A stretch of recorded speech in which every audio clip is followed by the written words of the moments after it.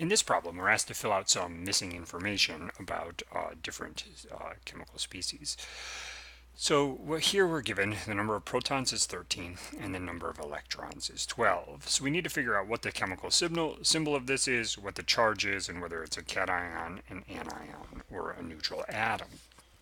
So in order to find out what it is, we need to use the number of protons, which is also the atomic number, which is the number that defines the element.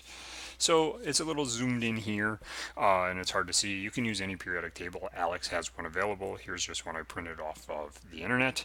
And what I'm going to do is look for atomic number 13. Number 13 is aluminum. So this tells me the chemical symbol is Al.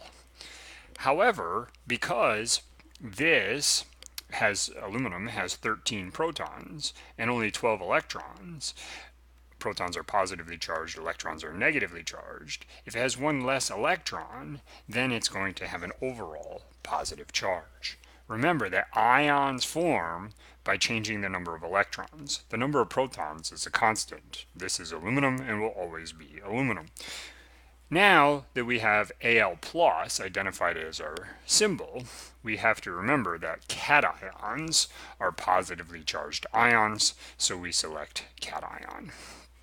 In this case, we have C minus, and we want to know if it's a neutral atom, a cation, or an anion. Well, because it's negatively charged, that makes it an anion. So anions are negatively charged, cations are positively charged.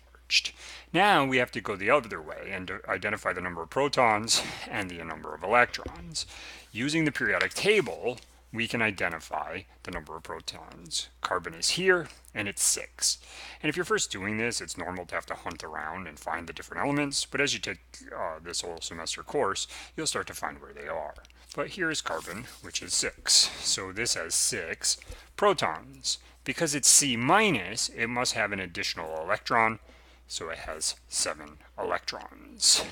In the last case, we have 41 protons and 41 electrons. So we are going to get a neutral atom because the number of protons and electrons are equal. The last step is to find number 41 on the periodic table, which is niobium, as shown here, number 41. So I'm just going to go ahead and put NB there, and now I've answered the question.